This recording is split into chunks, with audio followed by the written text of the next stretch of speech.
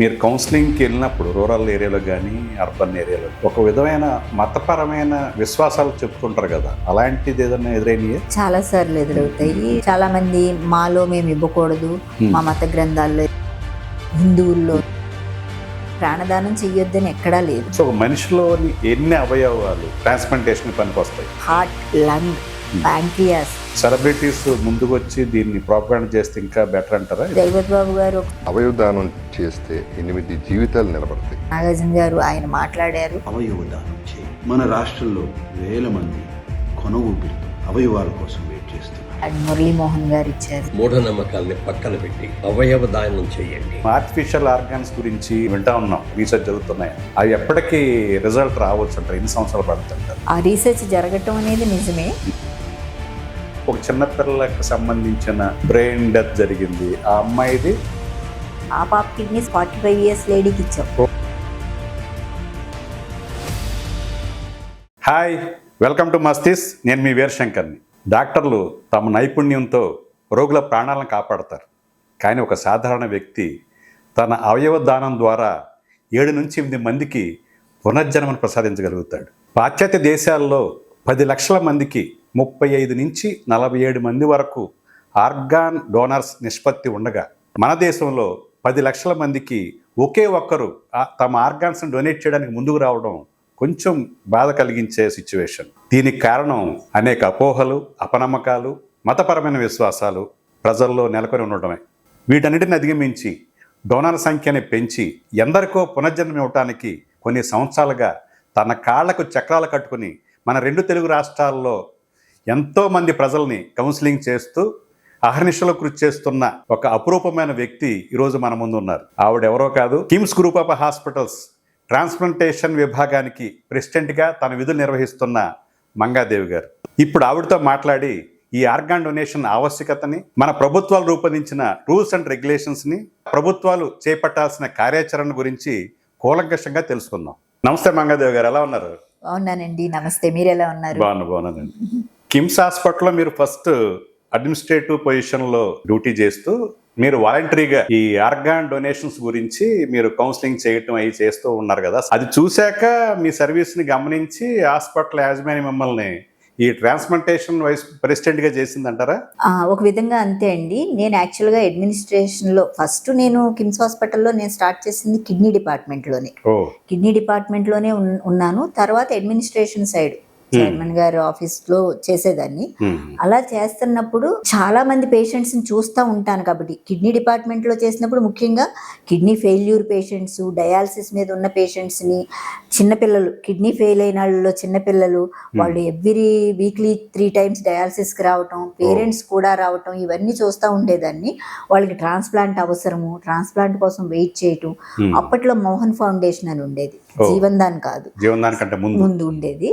దాంట్లో అవన్నీ చూస్తూ ఉన్నాను. తర్వాత నేను ఆ డిపార్ట్మెంట్ నుంచి అడ్మినిస్ట్రేషన్ అంటే ఎండి గారి ఆఫీస్కి, ఒక ఆయన ఆఫీస్లో ఫస్ట్ ఎండి గారు సెక్రటరీగా వెళ్ళి, తర్వాత అదే ఆఫీస్లో మేనేజర్గా, జనరల్ మేనేజర్గా ఉంటున్నప్పుడు నాకు ఈ కౌన్సిలింగ్ బ్రెయిన్ డెత్ వచ్చింది, కౌన్సిలింగ్ చేస్తారు అన్నప్పుడు 1-2 సార్లు ఎవరో చేస్తుంటే వెళ్ళి ఒక డాక్టరే చేస్తుంది. తర్వాత నేను నా భాస్కర్ ఎండి సార్ని అడిగాను, నేను సార్ నేను కూడా వెళ్ళి కౌన్సిల్ చేయొచ్చా అంటే, ఇంట్రెస్ట్ ఉంటే వెళ్ళి ట్రై చెయ్యి అన్నారు. సో నేను వెళ్ళి అలా చేయటం మొదలుపెట్టిన తర్వాత చేసిన మొదటి కేసు వల్ల ఒప్పుకోవటం, తర్వాత ఏదన్నా కేసు ఉంటే ఒక బ్రెయిన్ డెత్ కేసు ఉంది వచ్చి చేస్తారా అని నాకు ఐసీయూ నుంచి కాల్ రావటం, నేను సార్ని పర్మిషన్ అడిగి వెళ్ళటం, అట్లా వాళ్ళు ఇవ్వటం ద్వారా వాళ్ళు కన్సెంట్ ఇచ్చేవారు. ఇస్తా ఉంటే నాకు ఓకే నేను చేశాను, వాళ్ళు ఒప్పుకున్నారు, ఒక 4-5 బ్రతుకుతున్నారు కదా కిడ్నీ అన్న ఫీలింగ్ వచ్చి, ఎప్పుడైనా నేను అప్పుడు సీరియస్గా వెళ్ళి మాట్లాడాను ఆయనతోటి, ఎప్పుడున్న కేసు ఉంటే నేను వెళ్ళి కౌన్సిలింగ్ చేయొచ్చు అంటే, నీకు అంత టైం దొరికి నువ్వు చేస్తాను అంటే చెయ్యి, తప్పే ఉంది, అది మంచి పనే కదా అన్నారు. అలా నేను ఆయనతో పని చేస్తా ఉండేదాన్ని కొన్ని కౌన్సిలింగ్స్. ఇది ఎప్పుడు 2010 నుంచే స్టార్ట్ అయింది ఇది. సో 11 నుంచి నేను చేసింది, 2012-13 నుంచి స్టార్ట్ చేశాను. 14 years నుంచి. అన్ని బ్రెయిన్ డెత్స్ అయ్యి ఉన్నా లేకపోయినా కేసు ఉన్నప్పుడల్లా వెళ్ళి వాళ్ళని కూర్చోబెట్టి మాట్లాడుతూ ఉండేదాన్ని. చాలా వరకు కన్సర్న్స్ ఇచ్చేవారు. అంటే ప్రతి 100% అందరూ ఇచ్చేవారు, ఎవరు భయాలు వాళ్ళు. అంతే కదా. అట్లా మొదలైంది. సో సర్వీస్ ఓరియంటెడ్గా మీరు ఉన్నారని మిగతా హాస్పిటల్ కూడా తెలుసుకుని వాళ్ళు కూడా మిమ్మల్ని రిక్వెస్ట్ చేసి కౌన్సిలింగ్కి పిలుస్తారని విన్నా, ఇది నిజమేనా? అది నిజమే. ఎందుకంటే నేను నిమ్స్కి వెళ్ళి చేశాను. నిమ్స్ లో బ్రెయిన్ డెత్ ఉంది. ఆ నిమ్స్ హాస్పిటల్ అప్పట్లో ఉన్న డైరెక్టర్, మీరు వెళ్ళి ఒకసారి కౌన్సిలింగ్ చేస్తారు, ఎందుకంటే అక్కడ మీరు వెళ్ళి చెప్తే వింటారేమో అంటే వెళ్ళి చేశాను. అలాగే ఆంధ్రాలో బిమ్స్ హాస్పిటల్లో కౌన్సిలింగ్ అడిగితే వెళ్ళి చేశాను. అలాగే చిన్న చిన్న హాస్పిటల్స్, ఇప్పుడు అప్పట్లో ఏంటంటే ఒక బ్రెయిన్ డెత్ ఉంటే ఇన్ఫర్మేషన్ ఉండి అక్కడ వాళ్ళకి ఫెసిలిటీ ఉండదు. ఫెసిలిటీ వాళ్ళకి రిట్రీవల్ చేయడానికి కానీ డొనేషన్, వాళ్ళు ఓకే ఒక బ్రెయిన్ డెత్ ఉంది వచ్చి ఒకసారి మాట్లాడితే వాళ్ళు ఇస్తామంటే వాళ్ళు ఇస్తామన్నాక గవర్నమెంట్ హాస్పిటల్కి వాళ్ళని షిఫ్ట్ చేయటం, ఎక్కడైతే retrieval facility, donation recipients benefit అవుతారు, దానికి కూడా నేను మా మేనేజ్మెంట్ పర్మిషన్ అడిగితే it's a good thing, it's a noble cause.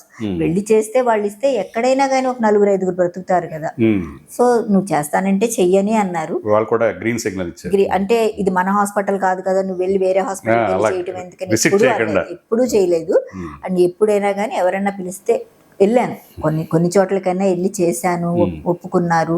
అట్లాగే వాళ్ళని షిఫ్ట్ చేయించడం అలా చేశారు. వాళ్ళు గవర్నమెంట్ హాస్పిటల్కి షిఫ్ట్ చేస్తే వాళ్ళు చేసినవి ఉన్నాయి అన్నమాట. అసలు ఈ కౌన్సిలింగ్ చేస్తూ మిగతా వాళ్ళు మోటివేట్ చేసే మీరు అసలు ఈ విషయంలో మీరు ఎలా మోటివేట్ అయ్యారనేది. నేను యాక్చువల్గా యూకేలో ఒక 10 years ఉన్నాను. అక్కడ కమ్యూనిటీ కౌన్సిలింగ్స్ అని, నేను ఓల్డ్ ఏజ్ హోమ్ లో కూడా వర్క్ చేశాను. అది నా పర్సనల్ ఇంట్రెస్ట్. సర్వీస్ ఓరియంటేషన్ అక్కడి నుంచి స్టార్ట్ అయ్యింది. నేను జాబ్ చేసుకుని వచ్చేసి ఆ టైం అయిపోయిన తర్వాత ఒక 5 hours అక్కడ నేను వచ్చే దారిలో ఒక ఓల్డ్ ఏజ్ హోమ్ ఉండేది.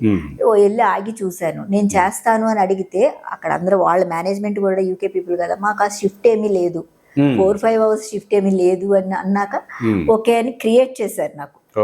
వెళ్ళి ఆ 4-5 hours నాకు బాగుండేది. ఆ old age dementia people, old age people వాళ్ళు చాలా బాగా ట్రీట్ చేస్తారు. ఓల్డ్ ఏజ్ పీపుల్ అంటే ఏదో తీసుకొచ్చి పెట్టేస్తారు, వాళ్ళు చూసుకోలేక కాదు, వాళ్ళకంటూ కొన్ని ఫెసిలిటీస్ ఉంటాయి. అక్కడ ఆ 5 నుంచి మళ్ళీ 10 వరకు అక్కడ చేసేదాన్ని.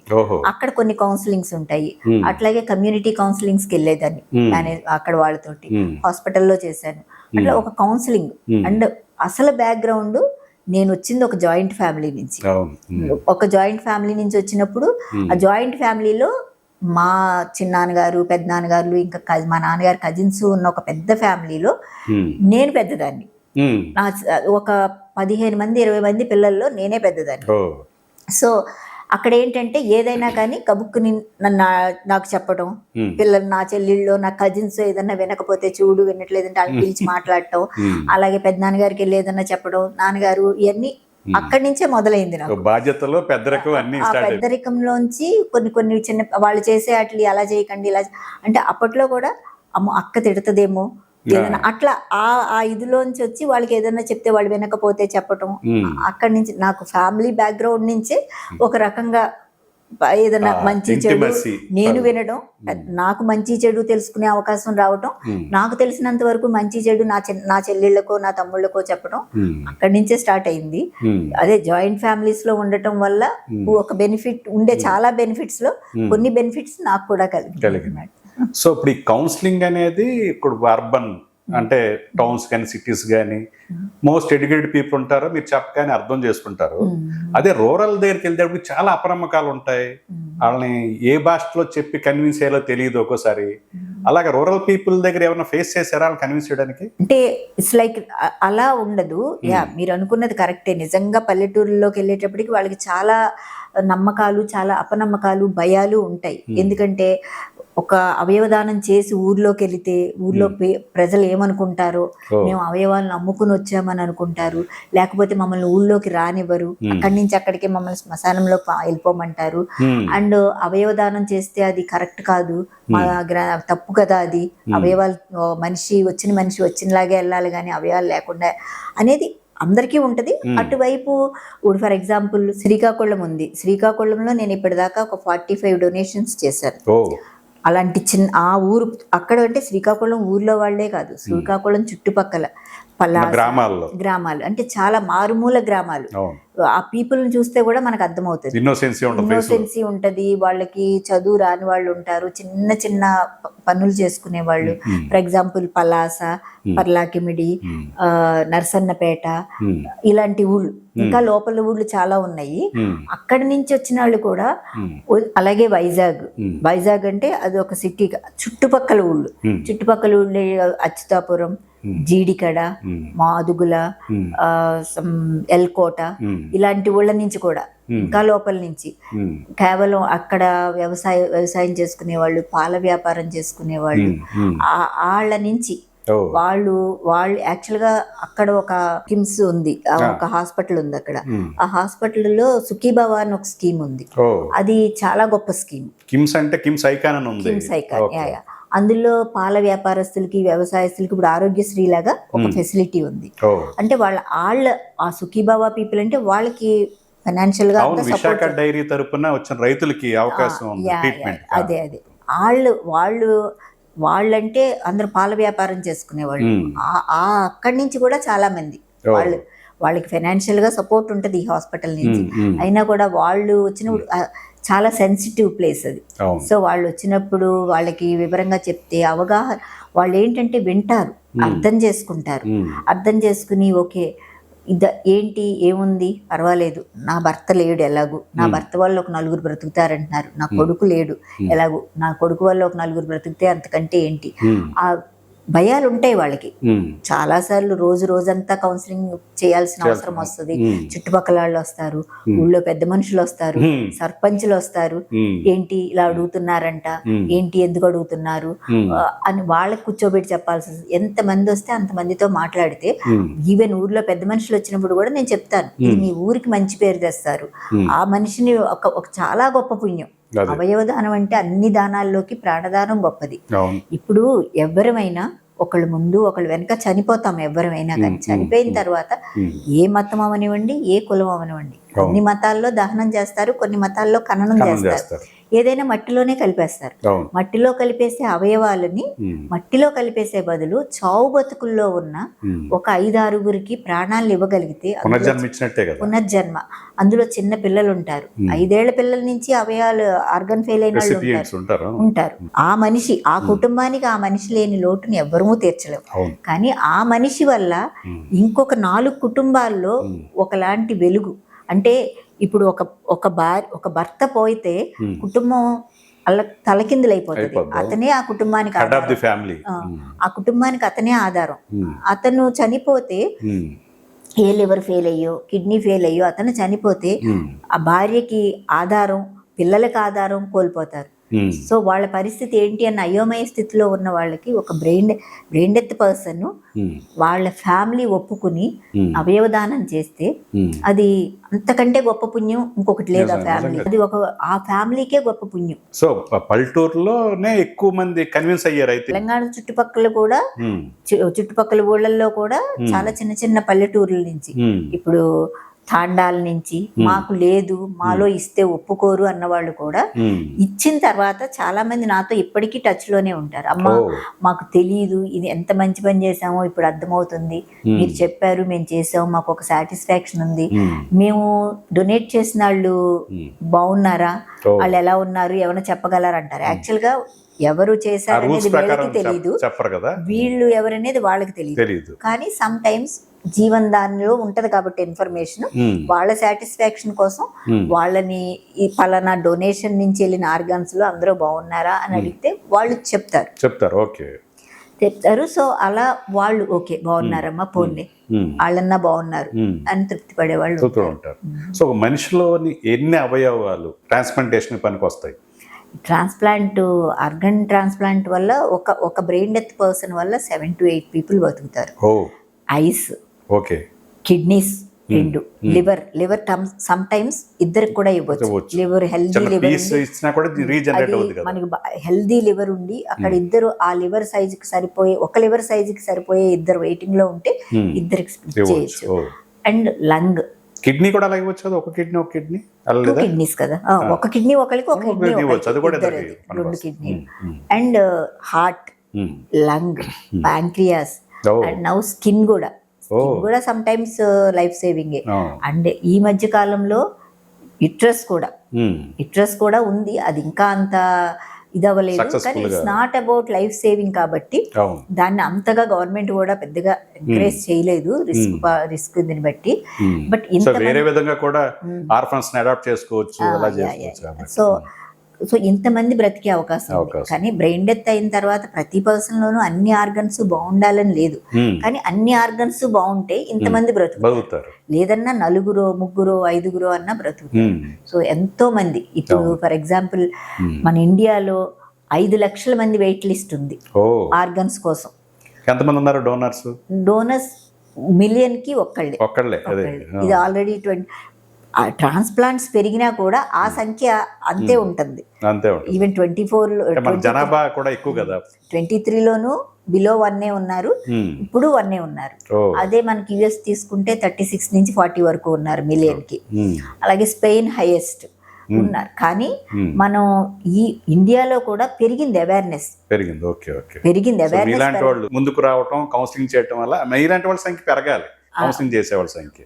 అది కాకుండా ఇచ్చిన వాళ్ళు కూడా, డొనేట్ చేసిన వాళ్ళు కూడా క్రియేట్ చేస్తున్నారు అవేర్నెస్. సో ఇప్పుడు డొనేట్ చేసిన ఫ్యామిలీ ఇంకో 10 మందికి, ప్లస్ ఆ ఊర్లో మంచిది ఇది, మేము చాలా మంచి పని చేసాం. భయాల నుంచి ఇస్తే ఏమనుకుంటారో ప్రజలు, ఊళ్ళో వాళ్ళు ఏమనుకుంటారో అన్న భయాల నుంచి మేము ఒక మంచి పని చేసి వచ్చాము అని ధైర్యంగా ఊళ్ళోకి వెళ్తున్నారు, చెప్తున్నారు. నేను కూడా అదే చెప్పేదాన్ని. అంటారు ఏ మంచి పనికైనా అవరోధాలు వస్తాయి, కానీ ఎవరో ఒకళ్ళు ఒక స్టెప్ ముందు వేయకపోతే మీరు తప్పు చేస్తున్నాం అనుకుంటున్నారా, రైట్ అనుకుంటున్నారా అని అడుగుతాను. ఇలాంటి డౌట్స్ నా దగ్గర రేస్ చేసినప్పుడు మీరేమనుకుంటున్నారు, ఇది తప్పు అనుకుంటున్నారా, రైట్ అనుకుంటున్నారా? మీ మనిషి వెనక్కి వచ్చే అవకాశం చిన్న చుక్కంతున్నా నేను వచ్చి మిమ్మల్ని అడగకూడదు, అది పెద్ద నేరం. మీ మనిషి వెనక్కి రారు. ఆయన ఒక బ్రెయిన్ డెత్ అంటేనే లీగలైజ్డ్ డెత్. రానప్పుడు మీరు మీ నమ్మకం ప్రకారం ఆత్మ, మనందరి నమ్మకం ఆత్మ మాత్రమే దేవుణ్ణి చేరుకుంటారు. ఆత్మను మనం ఎవ్వరూ టచ్ చేయం. నమ్మకాలు ఉంటే ఆత్మ దేవుడిని చేరుకోవాలి. కానీ మట్టిలో కలిసిపోయే అవయవాలు మాత్రమే నేను అడుగుతున్నాను. మీకు మంచిది అనిపించినప్పుడు చేసి ధైర్యంగా వెళ్ళండి.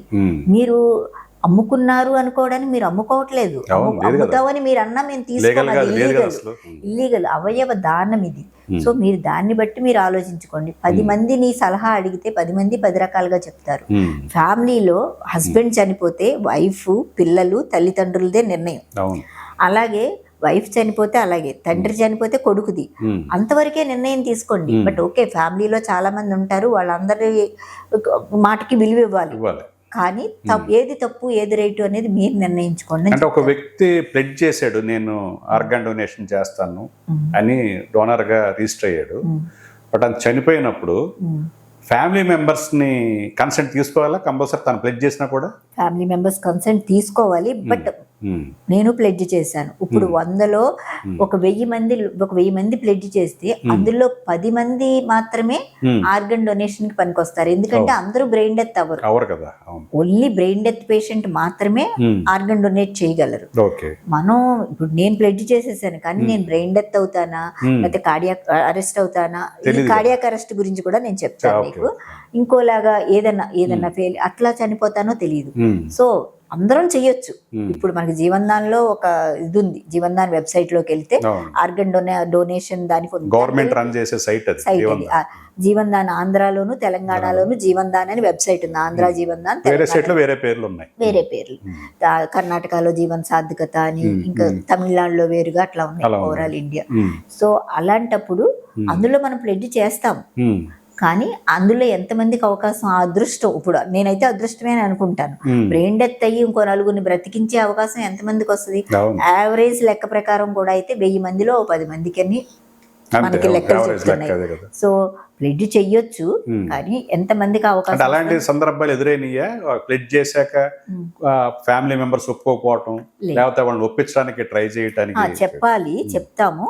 బట్ నో చెప్పిన సందర్భాలు లేవు, లేవు. ఇప్పుడు దాకా లేవు. బట్ సమ్ టైమ్స్ ఏంటంటే వీళ్ళు ప్లెడ్జ్ చేయకపోయినా నేను మాట్లాడుతున్నప్పుడు ఇట్లాగా అవయవదానం చెయ్యండి అన్నప్పుడు యా మా నాన్నగారు అనుకునేవారండి, ఇట్లా అవయవదానం చేస్తే మంచిది అనుకునేవారండి, నా భార్య అందండి నాతోటి ఇలా అవయవదానం అంటే వాళ్ళు ఎవరో చేశారు, చచ్చిపోయే బదులు అలా పెట్టేసే బదులు ఇలా అవయవదానం చేస్తే మంచిది అని అనుకుందండి, సో తనకు ఆ ఒపీనియన్ ఉంది కాబట్టి నేను ఇస్తాను అన్న వాళ్ళు ఉన్నారు. ప్లెడ్జే చేయక్కర్లేదు, ఫ్యామిలీకి ఆ అవగాహన ఎప్పుడో మాటల్లో ఇలా కూర్చున్నప్పుడు ఇది మంచిది కదా అని అనుకున్నప్పుడు వాళ్ళకి గుర్తుండి చేస్తామండి అనే వాళ్ళే చెప్పి ఇన్ఫర్మేషన్ ఇచ్చి అలా చేసిన తర్వాత ఇప్పుడు హాస్పిటల్లో చావు బతుకుల మధ్య ఉంటాడు. మీలాంటి వాళ్ళకి ప్రీ ఇన్ఫర్మేషన్ ఉంటుంది, సో కష్టం పేషెంట్ బ్రెయిన్ డెత్ అవుతుందని. బట్ ఆ టైంలో ఆ పేషెంట్ తాలూకు భార్యో అమ్మో నాన్నో తమ్ముడు అన్న అక్క చెల్లెలో వాడిని ఎలాగైనా మీరు రక్షించండి అని వాళ్ళు కాళ్ళ వేళ పడుతూ కన్నీళ్ళు పెట్టుకుంటూ ఉంటారు. బట్ మీకు తెలుసు, కానీ ఆ టైంలో వాళ్ళని కన్సిడర్ చేయడం చాలా ఛాలెంజింగ్ కదా.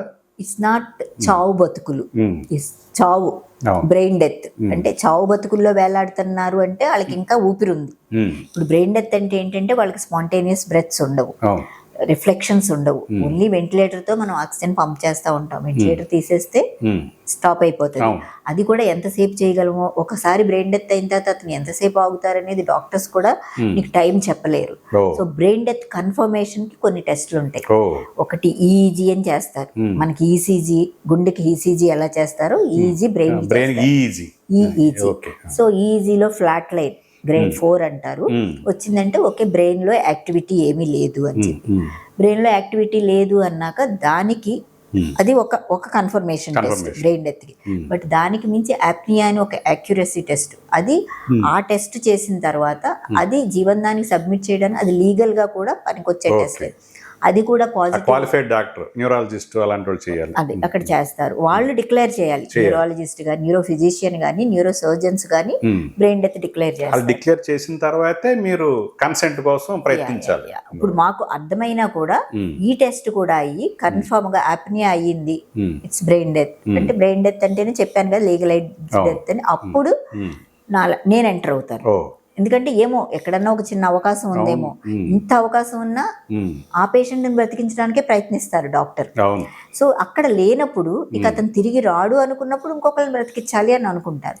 సో అప్పుడు నేను ఎంటర్ అవుతాను.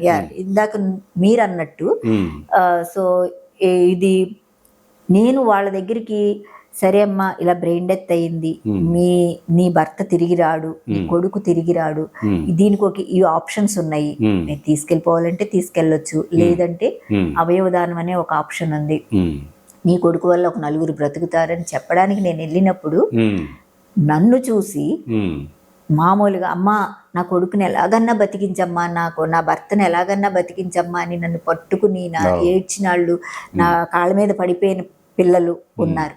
వాళ్ళని నేను నీ భర్త లేడమ్మా, నువ్వు ఇంకో 4 బ్రతికించని నేను అడగడానికి వెళ్తే వాళ్ళు నన్ను నా భర్తను బ్రతికించమ్మా అంటారు. అది చాలా సెన్సిటివ్ గా అనిపిస్తుంది, చాలా పెయిన్ఫుల్ గా అనిపిస్తుంది. అలాంటప్పుడు కూడా వాళ్ళని బుజ్జిగించి పక్కన కూర్చుని అమ్మ కరెక్టే, వెంటిలేటర్స్ లో ఉంటాడు అక్కడ, అది వాళ్ళకి ఏమనిపిస్తుంది, ఆ వెంటిలేటర్ మీద ఏదో బ్రీతింగ్ ఉన్నట్టు అనిపిస్తుంది, ఆర్టిఫిషియల్ బ్రీతింగ్ అని వాళ్ళకి అర్థం అవుతుంది. అది కూడా అందుకనే చాలా మంది అది కూడా భయపడతారు, అక్కడ బ్రీతింగ్ ఉంది కదా ఇది బ్రెయిన్ అది కోమా అనుకుంటా. మా ఊర్లో మా ఇంటి పక్క అతను అలాగే కోమాలోకి వెళ్ళి ఒక 6 నెలల తర్వాత మళ్ళీ బయటకు వచ్చాడు. సో అలా ఇది బ్రెయిన్ డెత్ ఆగండి మీరు ఇవ్వకండి, పక్కింటి వాళ్ళు ఊళ్ళో చెప్తారు.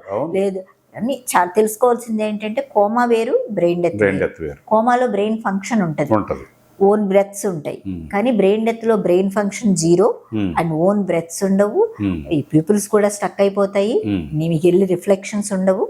So brain death is legalised death. అంటే ఒకసారి డిక్లేర్ చేసిన తర్వాత రెండోసారి మళ్ళీ ఫైనల్ గా టెస్ట్ చేస్తారని విన్నాను, అది కూడా ఉంటది. ఇప్పుడు బ్రెయిన్ డెత్ అనేది కన్ఫర్మ్ అయిపోయిన తర్వాత వాళ్ళతో మాట్లాడి వాళ్ళు ఒప్పుకున్నాక యాక్చువల్ గా ఇంకొకసారి అప్నియా చేస్తాం. 6 అవర్స్ కి చెయ్యాలి. సమ్ టైమ్స్ వాళ్ళు ఒప్పుకోవడానికి ఒక రోజు బట్టి, ఈ లోపల ఆ పేషెంట్ ఏమి అవ్వకుండా ఆప్టిమైజేషన్ లోపు అక్కడ ఇంటెన్సివిస్టులు వాళ్ళందరూ చూసుకుంటా ఉంటారు. సో ఎందుకంటే ఇది ఈజీ నిర్ణయం కాదు, వాళ్ళు చాలా టఫ్ ఇదిలో ఉంటారు, ట్రామాలో ఉంటారు. అప్పుడు వెళ్ళి నేను మీరు అవయవాలు ఇవ్వండి అంటే ఒక 10 నిమిషాలు పావు గంటలో నిర్ణయం చెప్పేసేది కాదు. హాస్పిటల్ మీద అపోహలు కూడా స్టార్ట్ అవుతాయి. ఈ హాస్పిటల్ ఇలా అమ్ముకుంటారంట, ఇలాంటి చాలా న్యూస్ లో గట్ట కొన్ని ఎక్కడో ఏదో జరిగింది కదా అని ఆ భయం ఉంటది. అండ్ మీ సినిమా వాళ్ళు, సారీ అంటే సినిమా వాళ్ళు అంటే కొన్ని సినిమాలు కూడా కొన్ని నెగిటివిటీని ఇది చేసినాయి. ఒక బ్రెత్ అని ఒక సిరీస్ లో వాళ్ళ అబ్బాయికి తొందరగా ఆర్డర్లో రావాలని వేరే వాళ్ళని చంపుకుంటే వెళ్తాడు.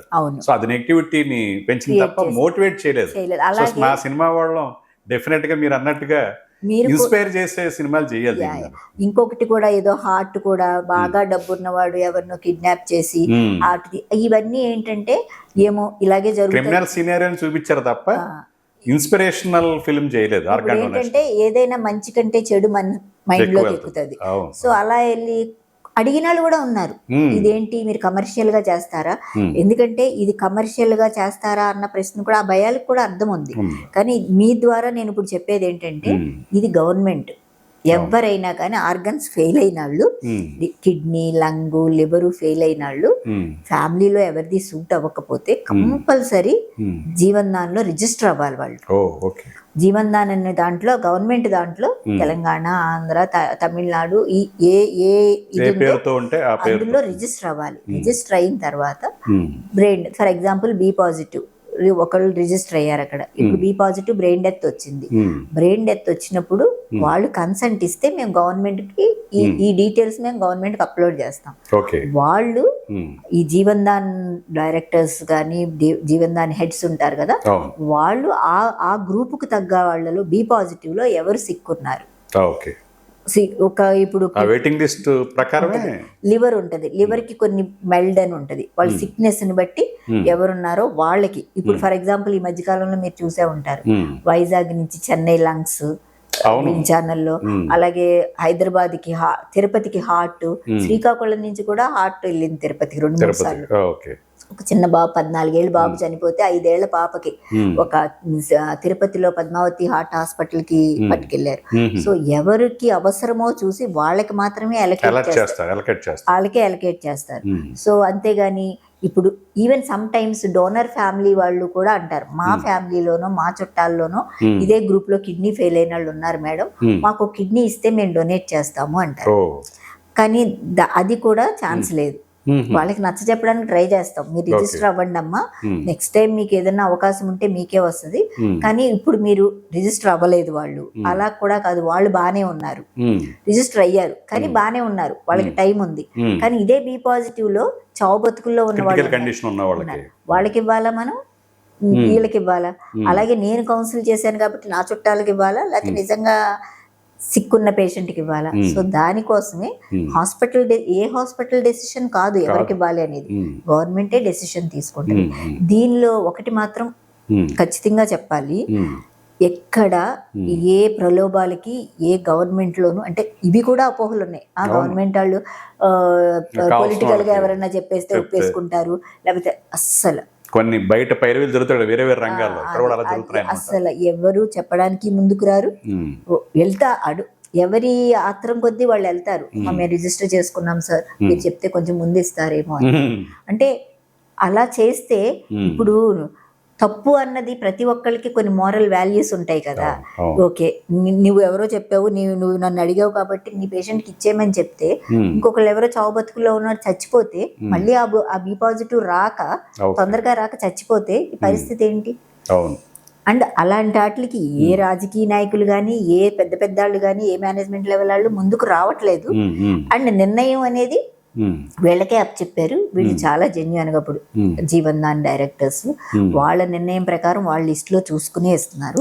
ఎక్కడ ఈవెన్ నేను ఇందులో ఈ కౌన్సిలింగ్ చేయడానికి వన్ ఆఫ్ ది రీజన్ కూడా అదే, జెన్యూన్ గా వెళ్తుంది. సో ఎక్కడ తేడా జరగట్లేదు అన్న నమ్మకంతోనే నేను ఎంటర్ అయ్యాను. సో అలాగే జరుగుతుంది. సో ఇప్పుడు మేము చాలా ఎగ్జైట్మెంట్ ఉంటుంది, ఒక్కోసారి టీవీ న్యూస్ ఛానల్లో మీరు చెప్పిన గ్రీన్ ఛానల్లో ఓ హార్ట్ ఎక్కడో బెంగళూరు నుంచి వస్తూ ఉంటుంది, అక్కడ నుంచి రోడ్ అంతా క్లియర్ చేస్తారు, ఒక అంబులెన్స్ లో వస్తుంది, ఓ ఫ్లైట్ లో ఎక్కించడం కాడి నుంచి మళ్ళీ ఇక్కడ ల్యాండ్ అయ్యి హాస్పిటల్ రావడం వరకు గ్రీన్ ఛానల్ చాలా ఉత్కంఠగా చూస్తుంటాం, ఓ సినిమాలో క్లైమాక్స్ సన్నివేశం చూసినట్టుగా. సో దీనివల్ల ఏంటంటే ఆ టైంకి వచ్చేయాలనేది ఒకటి ఉంది కదా. ఇప్పుడు ఫస్ట్ ఒక టెస్ట్ చేశారు, బ్రెయిన్ డెత్ డిక్లేర్ చేశారు, తర్వాత మీకు కౌన్సిలింగ్ స్టార్ట్ అవుతుంది వాళ్ళ మీద. వాళ్ళ కన్సెంట్ వచ్చిన తర్వాత మళ్ళీ ఇంకొకసారి ఫైనల్ గా టెస్ట్ చేస్తారు కదా. ఆ టెస్ట్ చేసిన దగ్గర నుంచి ఏ ఆర్గానికి ఎంత టైంలో ట్రాన్స్ప్లాంటేషన్ చేయాల్సి వస్తుంది, ఒక్కొక్క ఆర్గాన్ గురించి చెప్పండి. ఏదైనా కానీ ఇప్పుడు ముందు బ్రెయిన్ డెత్ డిక్లేర్ చేసిన తర్వాత కౌన్సిలింగ్ మొదలు పెట్టిన తర్వాత జస్ట్ ఓకే వాళ్ళ యాటిట్యూడ్ని బట్టో పాజిటివ్ని బట్టో కొన్ని ఒక ఇన్ఫర్మేషన్ అయితే గవర్నమెంట్కి వెళ్తుంది, బ్రెయిన్ డెత్ ఉంది హాస్పిటల్లో. కానీ లాస్ట్ మినిట్లో నో చెప్పిన వాళ్ళు కూడా ఉంటారు, అది వేరే విషయం. సో ఇప్పుడు ఏంటంటే ఈ సెకండ్ యాప్నియా, ఈ యాక్సిడెంట్ కేసులు ఉంటాయి, మనం పోలీస్ రావాలి, ఫోరెన్సిక్ డిపార్ట్మెంట్ నుంచి రావాలి, ఇవన్నీ అయ్యేదాకా ఇక్కడ డాక్టర్స్ ఆప్టిమైజేషన్, లివర్ పాడవకుండా, కిడ్నీ పాడవకుండా, లంగ్స్ పాడవకుండా వీళ్ళు చేయాల్సినవి అన్ని చేసుకుంటా వెళ్తా ఉంటారు. అంటే ఆల్మోస్ట్ ఆర్గన్స్ ని క్వాలిఫైడ్ డాక్టర్స్ చూస్తూ ఉంటారు, నిరంతరం దాన్ని పర్యవేక్షిస్తూ కాపాడుతూ ఉండాలి. ఈ సడన్ గా కార్డియాక్ అరెస్టులు కూడా అయిపోతాయి ఇంత చేస్తున్నా కూడా, కన్సెంట్ ఇచ్చిన తర్వాత కూడా. ఇది టైం ఎప్పటి నుంచి స్టార్ట్ అవుతుంది అంటే థియేటర్ లోకి తీసుకెళ్లిన తర్వాత క్రాస్ క్లాంప్ అని చేస్తారు, అంటే blood circulation, cross clamp, blood circulation ఆపుతారు. అప్పటి నుంచి అది ఒక 1.5 hour. ఫస్ట్ హార్ట్ నుంచి మొదలెడతారు. ఓకే, హార్ట్ బాగాలేదు అంటే అది మానేసి లంగ్ తర్వాత లివర్, కిడ్నీ ఇలాగనమాట. ఈ అవయవాలు బయటకు వచ్చేటప్పుడు 1.5 hour పడుతుంది. 1.5 hour తర్వాత ఓకే, అక్కడ లోకల్ ఎవరైనా పేషెంట్స్ ఉన్నారో వాళ్ళకి ఎలకేట్ అయిందంటే వాళ్ళకి ఇస్తారు. లేదు ఇప్పుడు లంగ్ చెన్నైకి వెళ్ళాలి, ఇదేమో హార్ట్ తిరుపతికి వెళ్ళాలి. బట్ ఈ ప్లానింగ్ కూడా ఎలా జరుగుతుంది అంటే కన్సెంట్ ఇచ్చిన తర్వాత ఓకే వీళ్ళకి వచ్చిందంటే ఆ ఫ్లైట్ కనెక్షన్ తగ్గట్టుగా రిట్రీవల్ అరేంజ్ చేసుకుంటాం లోపలికి థియేటర్లోకి. ఇప్పుడు అక్కడ 11ంటికి ఫ్లైట్ ఉంది అంటే ఇక్కడ జస్ట్ 7-8 లోపల రిట్రీవల్ మొదలు పెడితే ఆ క్రాస్ క్లాంప్ వేస్తారు 1.5 hour. సో ఇప్పుడు 1.5 hour పడుతుంది బయటికి తీసుకొచ్చేసేటప్పుడు 1.5 hour. వైజాగ్ శ్రీకాకుళం నుంచి వైజాగ్, శ్రీకాకుళం నుంచి అంటే ఇది ఒక 3 hours. ఇక్కడ ఏంటంటే లాస్ట్ ఫ్లైట్ లో వెళ్ళేది వీళ్ళే అవుతారు, ఈ బాక్సులు తీసుకుని. లాస్ట్ మినిట్ ఇంకా ఫ్లైట్ బయలుదేరుతుంది, ఇంకో 1/2 గంటలో ఉందనగా వీళ్ళు వెళ్ళినా పర్వాలేదు అనమాట. అంటే అక్కడ ఆర్గన్ డొనేషన్ కి సంబంధించింది కాబట్టి ఆ ఫెసిలిటీ ఉంటుంది. ఎయిర్పోర్ట్ వాళ్ళు వెంటనే ఎక్కిన వెంటనే అక్కడి నుంచి 1 గంట నుంచి ఇంకో గంట, అంటే ఒక 6-7 hours పడుతుంది మ్యాక్సిమం. అంటే ఏదైనా కానీ 8 hours నుంచి 12 hours వరకు ఉంటుంది. బట్ ఎప్పుడు అంత టైం తీసుకోము. ఎంత తొందరగా ఆర్గన్ యూజ్ చేసుకోగలిగితే అంత క్వాలిటీ ఉంటుంది, అంత బెటర్ ఇది ఉంటుంది అనమాట. సో ఏ ఆర్గన్ కైనా, కిడ్నీకి కొంచెం ఎక్కువ టైం, 12 hours to 16 hours అంటారు. బట్ నేను ఇప్పటిదాకా చేసిన డొనేషన్ లో ఏ కిడ్నీకి అంత టైం తీసుకోలేదు. క్వాలిటీ ఆఫ్ కిడ్నీ ఉంటుంది. సో ఇంకొకటి ఏంటంటే ఈ లంగ్ ఎక్కడికో వెళ్లాల్సి వస్తుంది. ఖచ్చితంగా వాళ్ళు కన్సెంట్ ఇస్తున్నారని తెలిసినప్పుడు వీళ్ళు ఫ్లైట్ కనెక్షన్ చూసుకుంటారు. ఇప్పుడు హైదరాబాద్ కి లంగ్ అలొకేట్ చేశారు, చెన్నైకి అది నేషనల్ లెవెల్లో అలొకేట్ చేస్తారు. ఈ జీవన్దాన్ కూడా చెయ్యరు, తెలంగాణ జీవన్దాన్, ఆంధ్ర తెలంగాణ కాదు, నేషనల్ లెవెల్లో లంగ్ అలొకేషన్ అవుతుంది. వాళ్ళు అప్పుడు దాని లంగ్ వరకు నేషనల్ లెవెల్ అవుతుంది, హార్ట్ లంగ్ 2. సో అప్పుడు వాళ్ళు ఏం చేస్తారంటే దానికి ఓకే ఈ ఫ్లైట్ ఇప్పుడు ఉంది, మీరు ప్లీజ్ దయచేసి క్రాస్ క్లాంప్ ఇప్పుడు వేసేయండి, దానికి మాకు ఫ్లైట్ టైం, ఎందుకంటే అక్కడికి వెళ్ళిపోయి ఫ్లైట్ మిస్ అయితే ఇంకంతే లంగ్ పోయినట్టే. ఆర్ ఫ్లైట్ లేట్ అయినా ఒక్కొక్కసారి అక్కడికి వెళ్ళేటప్పటికి ఇది అయిపోతుంది. సో ఆ టైమింగ్స్ అన్ని చూసుకుని ఈ ప్లాన్ చేసుకుంటాం.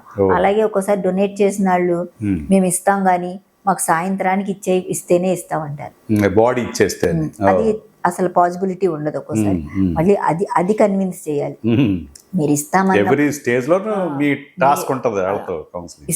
అన్నప్పుడు ఒక్క గంట 2 గంటలు 5 గంటల్లో మీరు అలా అనొద్దు. మీరు చేసేదే ఒక మంచి పని, జరగదు. మీరు తీసుకెళ్ళిపోతాను అన్నంత మాత్రాన్ని మేము ముందు చేయలేము. కొన్ని ప్రోటోకాల్స్ ఉంటాయి, కొన్ని లీగాలిటీస్ ఉంటాయి. అండ్ ఎక్కడ పేషెంట్ ఉన్నారో చూడాలి, ఆ పేషెంట్ రెడీ చేసుకోవాలి, డాక్టర్స్ రావాలి, పేషెంట్స్ రారు. ఓకే. డాక్టర్స్ వచ్చి పట్టుకెళ్తారు, పేషెంట్స్ అక్కడే ఉంటే ఉంటారు.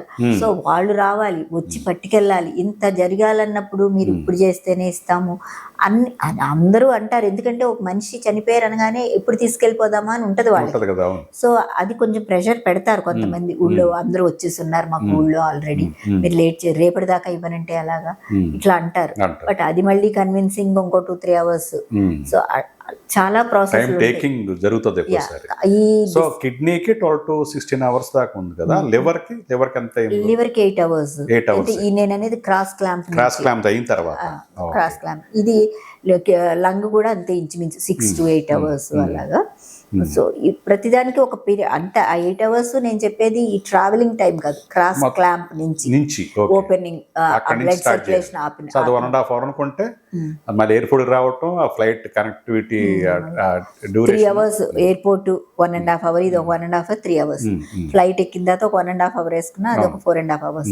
అక్కడి నుంచి ఎయిర్పోర్ట్ నుంచి ఇప్పుడు ఏమవుతుంది 25 minutes లో వచ్చేసిన రోజులు కూడా ఉన్నాయి. ఇప్పుడు మనకి ఎయిర్పోర్ట్ పెద్దదైపోయి అక్కడి నుంచి బాగా అసలు మీకు ఆ వీడియోస్ కూడా పెడతాను నేను, ఎంత ఫాస్ట్ గా తీసుకొస్తారో, థియేటర్ నుంచి ఎంత ఫాస్ట్ గా తీసుకొస్తారో అదంతా తీసుకొచ్చి విజువల్స్ న్యూస్ ఛానల్ చూపించేవాళ్ళు. అంబులెన్స్ లో వచ్చి అంతా అయ్యేటప్పుడు ఒక 1/2 hour 40 minutes ఇవన్నీ కలుపుకుని డైరెక్ట్ ఆర్గన్ థియేటర్ లోకి వెళ్ళిపోతుంది. రిసిపియంట్ రెడీగానే ఉంటారు, రెడీ చేసుకుంటారు. ఐస్ అనే డొనేషన్ మామూలు నేచురల్ డెత్ తర్వాత కూడా ఇవ్వచ్చు. 3 hours లోపు మనం ఇప్పుడు ఇక్కడైతే హైదరాబాద్ లో అయితే ఎల్వి ప్రసాద్ ఐ ఇన్స్టిట్యూట్ కి, ఆంధ్రాలో వేరే మనం ఇన్ఫార్మ్ చేస్తే వాళ్ళే వచ్చి తీసుకుంటారు. నేచురల్ డెత్ లో పనికొచ్చే ఒకే ఒక ఆర్గన్ ఐస్ ఒకటే, మిగతా అన్ని బ్రెయిన్ డెత్ అవుతాను. లేకపోతే మీరు కొత్తగా చెప్తున్న కార్డియాక్ అరెస్ట్ కూడా డిసిడి అని చెప్తున్నారు కదా. డిసిడి ఏంటంటే డొనేషన్ ఆఫ్టర్ కార్డియాక్ అరెస్ట్ అనేది ఇప్పుడిప్పుడే డిస్కషన్స్ జరుగుతున్నాయి. బట్ ఇంకా ఎక్కడ అంటే వాటికి సంబంధించిన లీగాలిటీస్ అవన్నీ ఫామ్ అవుతున్నాయి ఇప్పుడు. సో దానికి ఇంకా మన ఆంధ్రాలో ఎక్కడో మహారాష్ట్రలో 1-2 కేసు అయ్యింది అనుకుంటా. బట్ అంత అవ్వటం అయితే ఒకటి అయింది. అంటే ఈ డిస్కషన్స్ అవుతున్నప్పుడు ఒక పర్మిషన్ తీసుకుని ఒక ఎక్స్పెరిమెంట్ లాగో లేకపోతే ఏదో ఒక కేసు అయింది. కానీ మనకి ఇక్కడ తెలంగాణ, ఆంధ్ర, కర్ణాటక, తమిళనాడులో ఇవి లీగాలిటీస్ అన్ని ఫామ్ అవుతున్నట్టున్నాయి ఇప్పుడు. ఒకవేళ అదే కనుక అయితే డొనేషన్ ఆఫ్టర్ కార్డియాక్ అరెస్ట్ అయితే కనుక ఇంకొంచెం డొనేషన్స్ పెరిగే అవకాశం ఉంది, ఎక్కువ మందికి ఆర్గన్స్ వచ్చే అవకాశం ఉంది. అప్పుడు ఇంకొంచెం పీపుల్ ఈ భయం ఉండదు. ఇంకా కొంతమంది ఏంటి గుండు కొట్టుకుంటున్నప్పుడు ఇమ్మంటున్నారు ఏంటి, మేము మా నాన్నగారు గుండు కొట్టుకుంటుంది కదా మీరు డొనేట్ చేసేయమంటున్నారు. ఇంకా అవయవాలు తీసుకోరు. ఏదంటే మన కొన్ని ఈ సాంప్రదాయాల ప్రకారం ఊపిరి ఆగిపోయింది అంటే ఊపిరి లేదమ్మా అన్నా కూడా తీసుకుంటున్నాడు, కనిపిస్తుంది కదా గుండె కొట్టుకుంటుంది కదా అంటారు. దాన్ని కూడా చాలా వివరంగా వివరించాలి వాళ్ళకి. ఎందుకంటే నేను డాక్టర్ని కాదు, కానీ చాలా విషయాలు నేను డాక్టర్స్ తో దగ్గరికి వెళ్ళి కూర్చుని కిడ్నీకి సంబంధించి ప్రశ్నలు అడుగుతారు, టీకి సంబంధించి కిడ్నీ డాక్టర్స్ దగ్గర కూర్చుని, లివర్ కి సంబంధించి ఏంటండి ఇలా అడుగుతున్నారు అని అన్ని చాలా వరకు నాకు నా టీంలో కూడా కోఆర్డినేటర్స్ కూడా వాళ్ళు ఏంటంటే నర్సింగ్ కోర్స్ చేసి BSc MSc నర్సింగ్ కోర్స్ చేసి థియేటర్ సర్జికల్ గా సర్జరీస్ లో అది ఉండి టెక్నీషియన్స్ గా ఉండి దీని మీద ఉన్న ఇంట్రెస్ట్ తోటి అవయవ దానం మీద ఉన్న ఇంట్రెస్ట్ తోటి వాళ్ళు కూడా దీంట్లోకి వచ్చారు. సో హాస్పిటల్స్ లో ఈ అప్పుడప్పుడు న్యూస్ లో వస్తూ ఉంటాయి ఆర్గాన్స్ ని అమ్ముకుంటున్నారు లక్షలు ఇలాగని. యాక్చువల్గా గవర్నమెంట్ రూల్స్ ప్రకారం చాలా స్ట్రిక్ట్ రూల్స్ అండ్ రెగ్యులేషన్స్ ఉన్నాయి. ఏది ఎవరో కూడా ఇల్లీగల్ గా దీన్ని ఒక బిజినెస్ లా చేయకూడదు, డొనేషన్ అనేది డొనేషన్ లాగా జరగాలి అనేది ఉంది.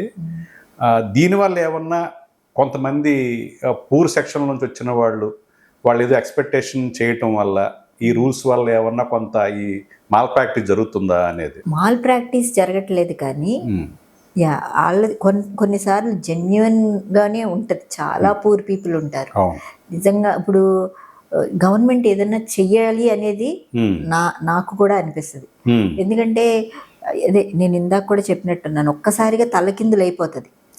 అది హెడ్ ఆఫ్ ది ఫ్యామిలీ పోయేటప్పటికి సరే ఫర్ ఎగ్జాంపుల్ నేను చూసిన వాటిల్లో కూలి పని చేసుకుని పెంచి పెద్ద చేసి అబ్బాయికి ఉద్యోగం వచ్చింది అని అనుకుంటున్న తల్లిదండ్రులు పెళ్లి చేసిన 6 నెలలకి స్కూటర్ డ్రైవింగ్ లో మోటార్ సైకిల్ డ్రైవింగ్ లో Accident యాక్సిడెంట్ అయిపోయి చనిపోతే వాళ్ళ పరిస్థితి ఏంటి? అవును. అంటే ఆ పిల్లాడి వల్ల ఏదో మనకు ఆధారం దొరుకుతుంది అని అనుకున్న వాళ్ళు, అలాగే కొత్తగా పెళ్ళయిన తర్వాత భర్త యాక్సిడెంట్ లోనో, భర్తకి సడన్ గా ఏదో లివర్ ఫెయిల్యూర్ అని, కొన్నిసార్లు అవి అక్యూట్ లివర్ ఫెయిల్యూర్లు అయ్యి ఉంటాయి. అయినప్పుడు ఆ అమ్మాయి ప్రెగ్నెన్సీతో ఉండి అవి నా ఏమంటారు గంగిరెద్దులు, సంక్రాంతికి మనకి గంగిరెద్దుల వాళ్ళు వస్తారు కదా, వాళ్ళు ఆ మనిషి ఒకసారి వాళ్ళు గుడారాలు వేసుకుని బ్రతుకుతారంట, ఊరూరు తిరుగుతారు, ఊరూరు తిరుగుతా ఉంటారు. అలాంటి అతను స్కూటర్ మీద వెళ్తా యాక్సిడెంట్ అయి చనిపోతే ఆ ఫ్యామిలీని చూస్తే అంటే ఇట్స్ వెరీ వెరీ డిఫికల్ట్. అంటే వెళ్ళి మాట్లాడతాను కానీ చాలాసార్లు పిల్లల పక్కన కూర్చుని నేను కూడా వెళ్ళి ఆర్గన్స్ అడగటం అనేది ఇట్స్ వెరీ టఫ్. నాకు కూడా చాలా బాధ వేస్తుంది. అసలు వాళ్ళ పక్కన కూర్చుని వాళ్ళేమో బ్రతకరా ఇంకా అసలు ఛాన్స్ లేదా మేడం అని అడగటం. అలాంటప్పుడు వాళ్ళేంటి, వాళ్ళకి ఏదైనా చేస్తే బాగుండు, వీళ్ళ పరిస్థితి ఏంటి, గవర్నమెంట్ ఏదైనా చేస్తే బాగుందని నాకు అనిపిస్తుంది. ఒరిస్సా గవర్నమెంట్ రీసెంట్ గా 1 year బ్యాక్ ఆర్గన్ డోనర్ ఫ్యామిలీకి 5 lakhs జీవో వచ్చింది. Great initiative. 5 lakhs వాళ్ళకి డిపాజిట్ చేస్తారు. మిగతా స్టేట్స్ లో లేదా అది? అక్కడ ఏమీ లేదు. కానీ ఈ మధ్య చంద్రబాబు నాయుడు గారు వచ్చిన తర్వాత ఆయన ఏంటంటే ఆర్గన్ డొనేషన్ ని ఎంకరేజ్ చేస్తూ ఒక చిన్న బాబు చనిపోయినప్పుడు కూడా ట్వీట్ చేశారు చేశారు. ప్లస్ ఏంటంటే గవర్నమెంట్ నుంచి ఎవరో ఒక పర్సన్ వెళ్ళి మనకి ప్రభుత్వ తరపు నుంచి కొంచెం ఫెలిసిటేట్ చేసి బాడీని ఒక 10,000 అక్కడ ఇమ్మన్నారు. 10,000 వాళ్ళు తీసుకోవడానికి కూడా కొంతమంది ఎందుకు మాకు 10,000 అంటే అది వాళ్ళకి ఏదో ఒక అవయవానికి దేనికి విలువ కట్టలేము మనం. వాళ్ళు ఇచ్చేదానికి విలువ కట్టలేము, వీటి నుంచి బ్రతికిన వాళ్ళకి విలువ కట్టలేము. కానీ ఇచ్చిన వాళ్ళ ఫ్యామిలీస్ ఏ రకంగా అవుతున్నారు, ఎవరు చనిపోయింది, ఎవరు ఆ చనిపోయిన వాళ్ళ వల్ల వీళ్ళకి ఏంటి ఏ ఇంపాక్ట్, ఇవన్నీ ఆలోచించి 4-5 నుంచి 7 మంది దాకా అలా వాళ్ళు ఎవరి ద్వారా వస్తుందో వీళ్ళకి తెలియదు. వాళ్ళు ఇవ్వడానికి లేదు, వాళ్ళు మేము హెల్ప్ చేస్తామంటానికి లేదు. వాళ్ళు హెల్ప్ అసలు మేము కూడా రెసిపియంట్ చాలా వెల్దీ పర్సన్ అనుకుంటే వాళ్ళు కూడా ఇవ్వడానికి లేదు. అది అలా తీసుకుని ఇస్తే అది ఇల్లీగల్. మళ్ళీ మేమేమీ చేయడానికి లేదు. సమ్ టైమ్స్ ఏదో మరీ పూర్ అంటే కొన్ని బిల్లులో తగ్గించటమో లేదంటే కూడా మేము కొన్ని అప్పటిదాకా మీ హాస్పిటల్లో అయిన ట్రీట్మెంట్ వేవ్ ఆఫ్ చేయటానికి కూడా ఉండదు. సో ఓకే, మరి ఇంకా వేవ్ ఆఫ్ చేయటమో డిస్కౌంట్ ఇవ్వటమో అనేది ప్రతి పేషెంట్ కి జరుగుతుంది కదా, ఒకసారి కట్టుకోలేము అన్నప్పుడు అలా ఏదన్నా చూడటం. అంటే ఎస్పెషల్ గా ఇట్లాంటి కేసెస్ అంటే ఆర్గాన్ డొనేట్ చేసిన ఫ్యామిలీ అప్పటిదాకా హాస్పిటల్ ఖర్చు 1 లక్ష 2 లక్షలు అయిందనుకోండి, రిక్వెస్ట్ చేస్తారు, చేయగలిగితే చేయటమే. కానీ ప్రతి వాళ్ళకి చేయడానికి అది కూడా తప్పుగానే వెళ్తుంది గవర్నమెంట్ కి. మేము చేసేది ఏంటంటే అది మానవత దృష్టితో ఎవరైనా పిల్లలు 10th class ఇంటరో చదువుకుంటున్నారు అన్నప్పుడు వాళ్ళు అడిగితే చదువు ముందుకెళ్ళదండి అంటే మాకున్న సంస్థలలో ఇప్పుడు వొకేషనల్ కోర్సెస్ ఉంటాయి, వాళ్ళకి ల్యాబ్ టెక్నీషియన్ అని, డయాలసిస్ టెక్నీషియన్, థియేటర్ టెక్నీషియన్స్ అని ఉంటారు, ట్రైనింగ్ ఇస్తారు. అందులో ట్రైనింగ్ ఇచ్చి ఫర్దర్ గా ఎప్పుడన్నా మన హాస్పిటల్ మన సంస్థల్లోనే ఎక్కడన్నా జాబ్ ఫెసిలిటీ కలుగజేయటం అట్లీస్ట్ ఆధారం మా సైడ్ నుంచి. అది ఆర్గన్స్ ఏమి ఆ హాస్పిటలే వాడుకుంటుందని లేదు, కానీ ఒక మానవతా దృష్టితో అది మేనేజ్మెంట్ మీద ఆధారపడి ఉంటది. వాళ్ళు ఓకే చేద్దాము అని అనుకునే మనస్తత్వం ఉన్న వాళ్ళు అయితే చేస్తారు. ఇక్కడ ఆ రకమైన హెల్ప్ చేయడానికి ఇది అవుతుంది. నేనైతే యాక్చువల్ గా ఒరిస్సా ఐడియల్ కావాలి, ఒరిస్సా స్టేట్ చేసిన అది అన్ని స్టేట్లు ఐడియల్ గా నాకు అసలు ఆంధ్ర హెల్త్ మినిస్టర్ని కానీ తెలంగాణ హెల్త్ మినిస్టర్ గాని కలిసి వీళ్ళకి ఎందుకన్నా ఏమన్నా చేయకూడదు. రైట్ పర్సన్, ఎందుకంటే ఇలా వాలంటరీగా సర్వీస్ చేస్తాను. నేను ఆల్రెడీ ఒక లెటర్ కూడా చేసుకు పెట్టుకున్నాను వెళ్ళి కలవాలి అని. ఎందుకంటే నేను చూసేది మెయిన్ నేను యాక్చువల్గా నేను ఆర్గన్ డొనేషన్ స్టార్ట్ చేసిన తర్వాత తెలంగాణలో 350 నుంచి 400 డొనేషన్స్ చేశాను. వైజాగ్ లో ఒక 80 వరకు చేశాను, శ్రీకాకుళంలో 45 వరకు చేశాను. ఈ 550 ఫ్యామిలీస్ లో ఎన్ని రకాల ఫ్యామిలీస్ ని చూసుంటాను. గ్రేట్ మోటివేషన్ చేస్తే కదా అంత ఫిగర్. 10 లక్షల మందికి ఒక్కళ్ళే ఒక డోనర్ రేషియో ఉన్నప్పుడు ఇండియాలో అంత మందిని చేయడం చాలా గ్రేట్ ఎఫర్ట్ అండి. ఎన్ని రకాల ఫ్యామిలీస్ చూసుంటాను. కొంతమంది ఎడ్యుకేటెడ్ ఫ్యామిలీస్ చూశాను, కొంతమంది మంచి బ్యాక్గ్రౌండ్ ఫైనాన్షియల్ గా బాగున్న వాళ్ళని చూశాను, చాలా మందిని అట్టడుగుని అసలు ఎలాగా ఈ మనిషి వెళ్ళిపోతే మా పరిస్థితి ఏంటి అనుకునే వాళ్ళని చూశాను. చిన్న పిల్లలు, కూతురు 10th చదువుతుంటే ఆ అమ్మాయిని నా పక్కన కూర్చోబెట్టి అమ్మాయి ఏడుస్తుంటే తండ్రి లేడు, ఇంకా చిన్న బాబు ఉన్నాడు. అసలు ఆ అమ్మాయికి ఏం చేయగలను నేను, ఈ అమ్మాయికి ఏదైనా చేయగలవా మనం, ఈ అమ్మాయి పరిస్థితి ఏంటి అనుకుంటానే అడిగిన రోజులు ఉన్నాయి. అడగాలంటే చాలా కష్టంగా ఉంటుంది.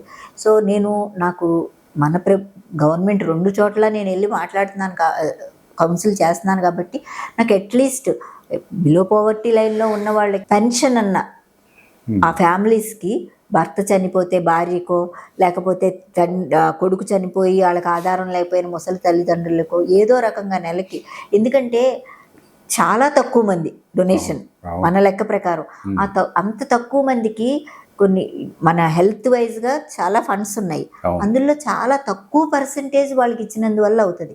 కానీ ప్రభుత్వానికి ఒక మంచి పని చేసిన తృప్తి మిగులుతుంది, ప్రభుత్వానికి ఎంతో మంచి పేరు వస్తుంది, అండ్ వాళ్ళు కూడా ముందుకు వస్తారు. ఓకే మాకు అంటే ఏదో ఆశించి చేయట్లేదు ఎవరును, ఎవ్వరూ ఆశించరు. ఫ్యామిలీకి ఏదైనా జరిగితే నా ఫ్యామిలీకి ఆధారం దొరుకుతుంది, ఆధారం అన్నా దొరుకుతుంది, నా భర్త చనిపోతూ ఆధారం అన్నా కల్పించాడు అని మోరల్ గా వాళ్ళకి చెప్పొచ్చు. నేను ఇప్పుడున్న రూల్స్ అండ్ రెగ్యులేషన్స్ లో ఇది డెఫినెట్ గా గవర్నమెంట్ చేయాల్సిన ఇనిషియేటివే. ఎందుకంటే నేను ఆర్గాన్ రెసిపియంట్ అయితే నేను ఇవ్వగలిగే స్థితిలో కూడా ఇవ్వకూడదు. సో ఇలాంటి కండిషన్ తెలియదు కదా, తెలియదు వాళ్ళెవరు, మీరెవరు అనేది డోనర్ కి తెలియదు, డోనర్ ఎవరు అనేది మీకు తెలియదు. కానీ సమ్ టైమ్స్ అడుగుతారు, మేము ఏదైనా హెల్ప్ చేస్తాము ఎవరో వాళ్ళు అని అడుగుతారు. లేదండి వద్దు అక్కర్లేదు. నా సినిమాలు కొంచెం లిబరల్ గా తీసుకుని ఒక సినిమాలో కళ్ళు తను ప్రేమించిన అతని కళ్ళు వేరే రోజు కూడా ఫాలో అవుతూ ఉంటుంది వాడిని. సో అది తెలిసేమో అనుకుంటాం సినిమాల ద్వారా. అవును, ఓకే హార్ట్ పెట్టిన వాళ్ళకి హార్ట్ ఏమన్నా ఉంటదేమో, ఇవన్నీ మొన్న కూడా ఏదో సినిమా వచ్చింది కదా, ఇది సో యాక్చువల్ గా అయితే ఎవరికి తెలియదు, మలయాళం సినిమా, డోనర్ కి ఎవరికి ఇచ్చేది తెలియదు, తీసుకున్న వాళ్ళకి ఎవరికి ఫ్యామిలీస్ కి. మన ఇండియాలో బయట కంట్రీస్ లో తెలుసు, ఇప్పుడు హార్ట్ ఇచ్చిన వాళ్ళు ఇప్పుడు UK లోను US లోను అక్కడ తెలుస్తుంది, వాళ్ళు క్రిస్మస్ రోజు వెళ్తారు, స్వీట్స్ అయ్యి పట్టుకుని వెళ్తారు. మనకున్న లూప్ హోల్స్, మన వాళ్ళు ఏంటంటే ఇప్పుడు సెంటిమెంటల్ ఎమోషన్స్ ఒకటి ఉంటది, అండ్ రేపొద్దున్న ఫైనాన్షియల్ గా చాలా ఇదిలో ఉన్న వాళ్ళు వెళ్ళి మేము మీకు ఆర్గాన్ ఇచ్చాం కదా మాకు హెల్ప్ చేయండి, ఫైనాన్షియల్ హెల్ప్ చేయండి, లేకపోతే ఇవన్నీ మన ఇండియాలో ఉన్న కొన్ని పరిస్థితుల వల్ల అలాంటి లా వచ్చింది. అడుగుతారు పాపం చాలా మంది, మాకు తెలుస్తుందండి మేము ఎప్పుడన్నా వెళ్ళి చూడొచ్చా, వాళ్ళు ఎవరో చెప్తారా అని. ఇంకా లేదమ్మా అవి ఇంకా మన ఇండియాలో దానికి ఒప్పుకోలేదు, అది ఏదన్నా జరిగిన రోజు తప్పకుండా చెప్తాము అని చెప్తారు. అది వాళ్ళ గవర్నమెంట్ దగ్గర ఉంటది, ఎందుకంటే వాళ్ళు ఎలకేట్ చేస్తారు. అది లిబరల్ అయినప్పుడు చెప్పొచ్చు. కాకపోతే ఎప్పుడైనా కానివ్వండి, ఒక మనిషి అమ్మో ఆ మనిషి లేకపోతే మన లైఫ్ ఏమైపోతుంది అని అనుకున్న తర్వాత కూడా ఆ మనిషి లేకపోయినా నార్మల్ గానే నడుస్తుంది. బాధ ఉంటది కానీ నార్మల్ గానే నడుస్తుంది. అది అక్కడతో ఆపి మన దైనందిన జీవితంలో పడకపోతే ఆ ఎమోషనల్ అటాచ్మెంట్ చాలా ఇది చేస్తుంది. సో అది ఒక విధంగా దేవుడిచ్చిన వరం. ఒక మనిషి చనిపోతే 2 రోజులు బాధ ఉన్నా కూడా మనం తింటాము, తాగుతాము, అన్ని మామూలుగానే ఉంటాయి కదా. సో పొద్దున్న లేసి కాఫీ తాగుతాము, చనిపోయాడని చెప్పి 1 రోజులు కాఫీ తాగకుండా ఉన్నాం. అలా అని మనకు బాధ లేదా అంటే ఆ లోటు ఎవరమో తీర్చలేరు, కానీ మనం నడవాలి కదా. సో ఈ అటాచ్మెంట్, చనిపోయిన నా భర్త గుండె ఎవరి దగ్గర ఉందో నాకు తెలిస్తే నేను వెళ్ళి చూస్తాను అని అంటే ఆ తర్వాత ఇంకో రకమైన ప్రాబ్లమ్స్ వస్తాయి. సో ఇప్పుడు ఈ ఒరిస్సా ఏదైతే ఇనిషియేట్ చేసిందో అది మీ తరపున లెటర్స్ సబ్మిట్ చేశారా, వాళ్ళకి హెల్త్ మినిస్టర్ చేశారా? డిస్కషన్ అయితే అయ్యింది. లెటర్ నేను సబ్మిట్ నేనే ఒక లెటర్ చేసుకుని పెట్టుకున్నాను, ఆంధ్ర హెల్త్ మినిస్టర్ని కలవాలి అని, అలాగే ఇక్కడ కూడా కలవాలి అని. కొన్ని అంటే దానికి హర్డిల్స్, ఇది ఇలాగ అవ్వచ్చు, ప్లస్ నేను ఈ కౌన్సిలింగ్స్ కట్టి ఇటు తిరగటంలో అపాయింట్మెంట్ కి ట్రై చేసి మళ్ళీ కామ్ అవ్వటం. సో మా మేనేజ్మెంట్ తో కూడా ఇప్పుడు మా చైర్మన్ గారు ఉన్నారు, ఆయనతో ఒకసారి డిస్కస్ చేసి ఇది చేస్తే బాగుంటదండి కొంచెం మీరు, ఎందుకంటే గొప్ప ఇనిషియేటివ్ అవుద్ది మిగతా స్టేట్లు కూడా.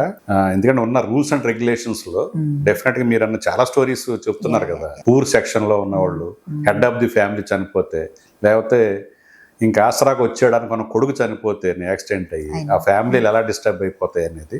సో నిజంగా వాళ్ళకి మానిటరల్ గా హెల్ప్ చేయటం అనేది రూల్స్ అండ్ రెగ్యులేషన్స్ వర్తిస్తూ గవర్నమెంటే చేయాల్సి వస్తుంది. మా చైర్మన్ గారిని కలిసి ఆయన హెల్ప్ తీసుకుని ఒకసారి హెల్త్ మినిస్టర్తో మీరు దీని గురించి మాట్లాడండి, నేను కూడా ఎక్స్ప్లెయిన్, ఎందుకంటే చాలా దగ్గరగా వెళ్ళని చూసేది నాలాంటి వాళ్ళే.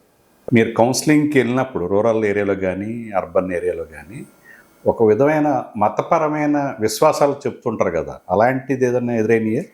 చాలాసార్లు ఎదురవుతాయి. చాలామంది మాలో మేము ఇవ్వకూడదు, మా మత గ్రంథాల్లో ఇలా ఉన్నాయి, మాకు ఇలా చెప్పారు. ఈవెన్ మా హిందువుల్లోను, ముస్లిమ్స్లోను, క్రిస్టియన్స్లోను అందరి దగ్గర నుంచి వచ్చింది. ఇంకొకటి ఏంటంటే నేను వాళ్ళతో మాట్లాడాలి అంటే నాకు తెలిసి ఉండాలి. సో నేను అందరి మత పెద్దలతోనూ మాట్లాడాను, కానీ ఎక్కడ ప్రాణదానం చెయ్యొద్దని ఎక్కడా లేదు. అండ్ ప్రతి ఒక్కళ్ళు పెద్ద చాగంటి ఆయన లాంటి వాళ్ళు చెప్పారు మొన్న, ఎవరు చెప్పారు అన్ని అవయవాలతోనూ రావాలని, దేవుడు క్లారిఫై చేశారు. సో అలాగే నేను ఈవెన్ అందరు మతం పేరు చెప్పకుండా అందరితోనూ నేను మాట్లాడాను. ఎవ్వరు ఏ దేవుడు చెప్పడం అలాగా మంచే చేయమని చెప్తాడు అని చెప్పారు. అండ్ ఇంకొకటి, ఇది మతానికి సంబంధించింది కాదు, మనిషి మనస్తత్వానికి సంబంధించింది. మతం అడ్డు పెట్టుకుని ప్రతి మతంలోనూ ఉన్నారు, ప్రతి మతంలోనూ లివర్ ఫెయిల్ అయిన వాళ్ళు ఉన్నారు, ప్రతి మతంలోనూ కిడ్నీ ఫెయిల్ అయిన వాళ్ళు ఉన్నారు, ప్రతి మతంలోనూ లంగ్ ఫెయిల్ అయిన వాళ్ళు ఉన్నారు. వీళ్ళందరూ జీవన్ దానిలో రిజిస్టర్ అయి ఉన్నారు. ఒక మతంలో 40% ఉన్నారు, ఒక మతంలో 20% ఉన్నారు. మరి వాళ్ళు రిజిస్టర్ అయినప్పుడు అదే మతంలో మేము ఇవ్వకూడదని చెప్పారు అని అనేవాళ్ళు ఉన్నారు, అదే మతంలో ఇచ్చిన వాళ్ళు ఉన్నారు. కేవలం ఒక మతం వచ్చినప్పుడు వీళ్ళు ఇవ్వరు, మతంలో ఇవ్వరు కదా మేడం అంటే నేను ఒకటే చెప్తాను మా వాళ్ళకి, అది మనం ప్రయత్నం అయితే చేద్దాము, మతం కాదు, అదే మనిషి మనస్తత్వం మీద డిపెండ్ అయ్యి ఉంది. వాళ్ళకి చెప్పాల్సింది మనం చెప్దామని వెళ్ళినప్పుడు ఇచ్చిన వాళ్ళు ఉన్నారు, మతాన్ని అడ్డు పెట్టుకున్న వాళ్ళు ఉన్నారు. సో అలా అడ్డు పెట్టుకుంటున్నారని చెప్పి నేను ప్రతి మత పెద్దలతోనూ మాట్లాడాను నేను, నాకు తెలిసినంత వరకు. ఎందుకంటే నేను అన్ని గ్రంథాలు చదవలేదు. నేను ఓకే భగవద్గీతే నేను మొత్తం చదవలేదు, కానీ భగవద్గీత తెలిసిన వాళ్ళని నేను అడగొచ్చు కదా. అలాగే ఖురాను, అలాగే బైబిల్. సో వాళ్ళతో మాట్లాడితే ఏ దేవుడైనా ఒక మంచే చేయమని చెప్పాడమ్మా, ఎక్కడా లేదు మా మత గ్రంథాల్లో అన్ని అవయవాలతో రమ్మని ఎక్కడా లేదు. అన్ని అవయవాలతో వెళ్ళం కదా, ఖననం చేస్తాం, దహనం చేస్తాము, ప్రతి మట్టిలోనే కలిపేస్తాము. అన్ని ఒక హిందువులు అవనివ్వండి, ఎవరైనా దేవుడు పుట్టిస్తేనే మనిషి పుట్టాడు, దేవుడు సృష్టి అనుకుంటారు అందరూ. ఆ దేవుడు ఇది ఎలా ఉంటదంటే, దేవుడు పుట్టించిన తర్వాత మనకి ఏదైనా కష్టమో ఆరోగ్యపరమైన కష్టం వస్తే డాక్టర్ దగ్గరికి వెళ్తాం. ఆ డాక్టరు ఈ అవయవాలు ఫెయిల్ అయిన తర్వాత డాక్టరు మేము మందులతో మేము బాగు చేయలేము, ఈ అవయవాలు మేము మందులతో కొన్నాళ్ళ వరకే గంటగలం ఈ మిమ్మల్ని, తర్వాత ఎవరన్నా అవయవదానం చేస్తే మాత్రమే మేము బ్రతికించడానికి ప్రయత్నిస్తామని చెప్తారు. అప్పుడు ఈ అవయవదానం చేసేవాళ్ళు ఈ కుటుంబాలకి ఏమవుతారు, దేవుడే కదా. మనిషి ఒక డాక్టర్ బ్రతికించలేని మనిషిని వాళ్ళు ఒక నలుగురు చేయడం ద్వారా ఎంతో మందిని బ్రతికించినప్పుడు వాళ్ళ కుటుంబానికి, ఈ కుటుంబంలో వ్యక్తి దేవుడే. వాళ్ళు ప్రతిరోజు ఎవరైతే బ్రతికారో వాళ్ళు ప్రతిరోజు పూజ చేసుకుంటున్నప్పుడు, ప్రేయర్ చేసుకుంటున్నప్పుడు, దీపం పెట్టుకుంటున్నప్పుడు ప్రతిరోజు ఆ కుటుంబం చల్లగా ఉండాలని మనస్ఫూర్తిగా కోరుకుంటారు. అది ఎవరో తెలిసినా తెలియకపోయినా. శాస్త్రవేత్తలు కూడా దేవుడిని నమ్ముతారు. దేవుడు ఆర్గాన్ ట్రాన్స్ప్లాంట్ అనేది ప్రతి డాక్టర్ కి, చాలా మంది డాక్టర్స్ అన్ని చేసి మేము చేయగలిగింది అంతా చేసాము, దేవుడు ఉన్నాడు పైన అంటారు చాలా మంది. ఇప్పుడు నాకు తెలిసి మా హాస్పిటల్లో ఉన్న చాలా మంది డాక్టర్స్ దేవుడిని నమ్ముతారు, సైన్స్ నే నమ్ముకుని ఉండరాళ్ళు. అలాగే కనిపెట్టేటప్పుడు కూడా ఈవెన్ శ్రీహరికోటలో రాకెట్ పంపించినప్పుడు కూడా చేసి పంపించారు.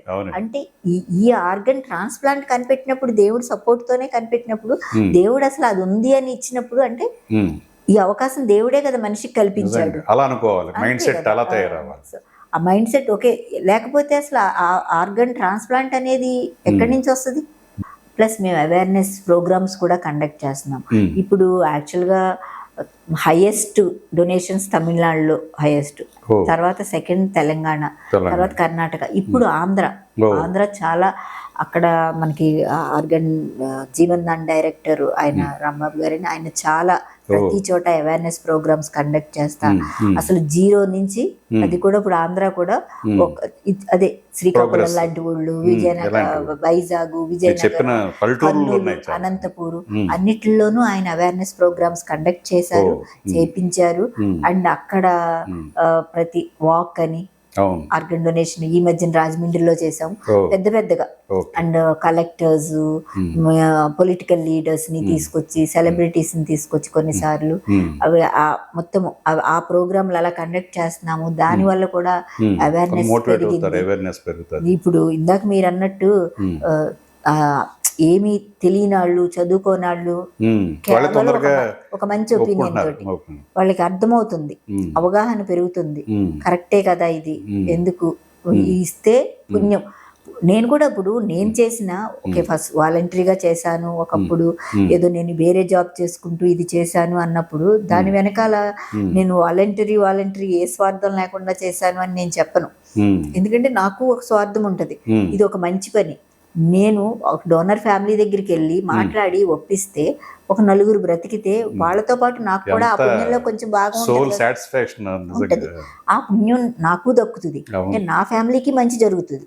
అంటే ఇప్పుడు డబ్బు అనేది సంపాదించుకోవచ్చు, పుణ్యం అనేది దొరకదు. మంచి చేస్తేనే దొరుకుతుంది.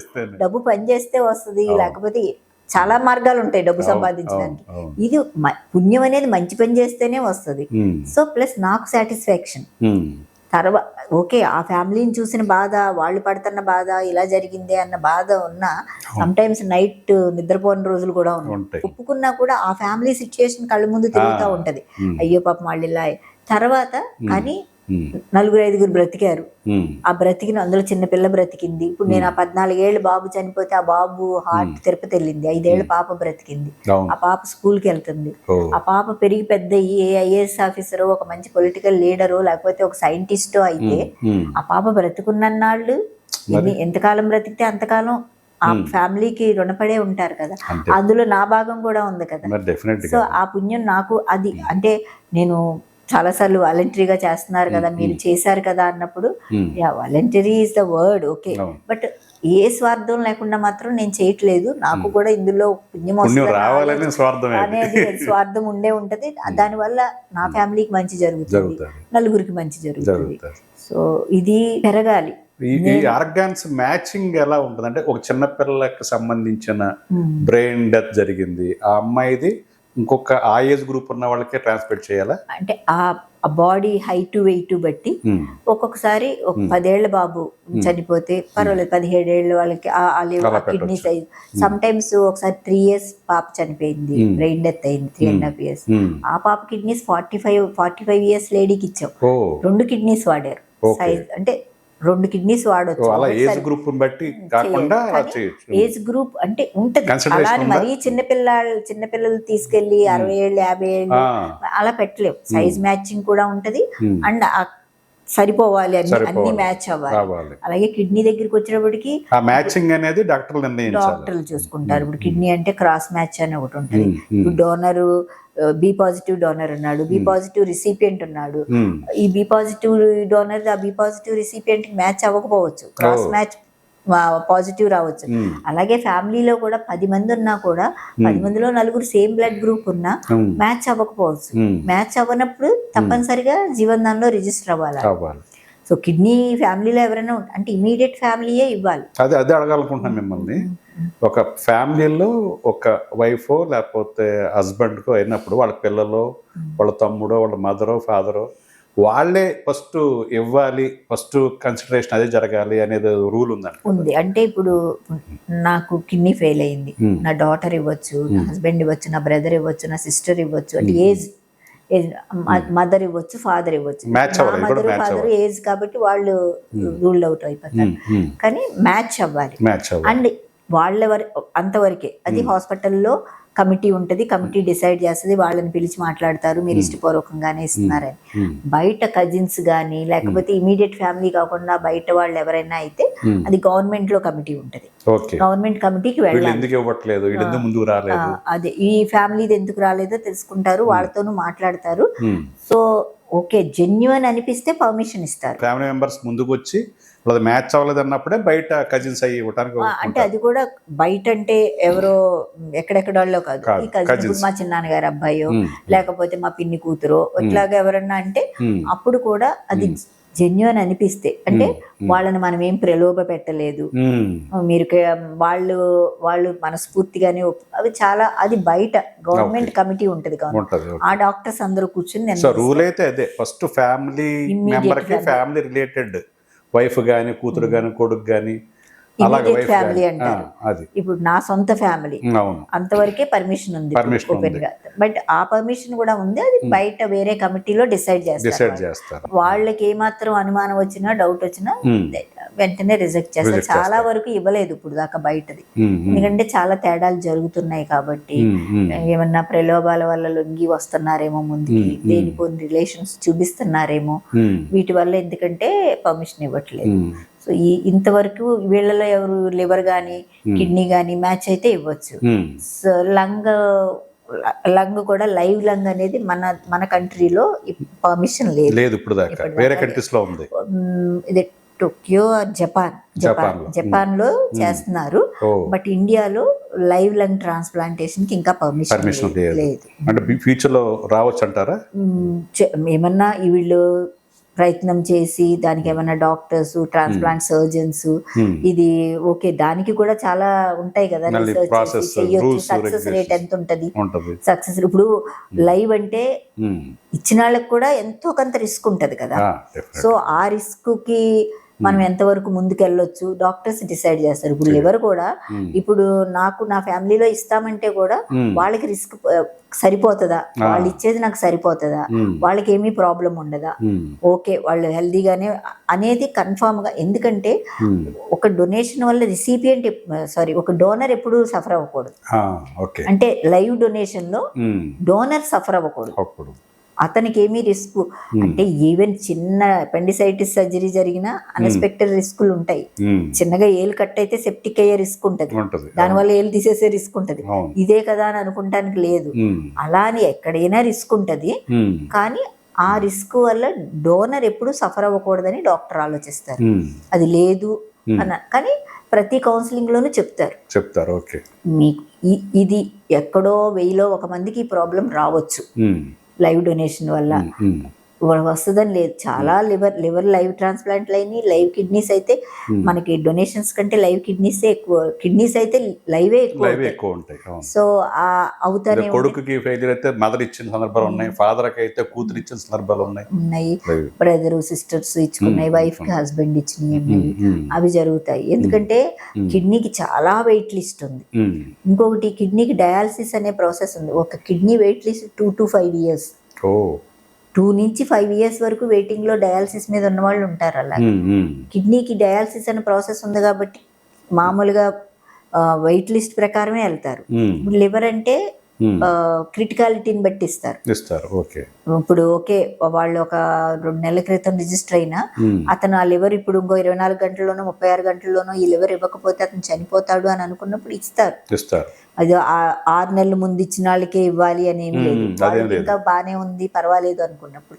కిడ్నీ అలా కాదు, డయాలసిస్ మీద గెటాన్ అవుతున్నారు కదా అన్న ఇదితోటి ఓకే పేషెంట్ బాగానే ఉంటారు, వాళ్ళు డయాలసిస్ మీద అలా గెటాన్ అవుతానే ఉంటారు. కొంతమందికి ఇంక విరక్తి వచ్చి ఓకే డయాలసిస్ తో కంటిన్యూ చేసేస్తాం, ఎందుకంటే కిడ్నీ ట్రాన్స్ప్లాంట్ లో కూడా రిస్క్లు ఉన్నాయి కదా అని కంటిన్యూ చేసేవాళ్ళు కూడా. మీరు కిడ్నీ స్పెషలిస్ట్ నుంచి ఇన్ఫర్మేషన్ నాలెడ్జ్ ఏం చేస్తారు?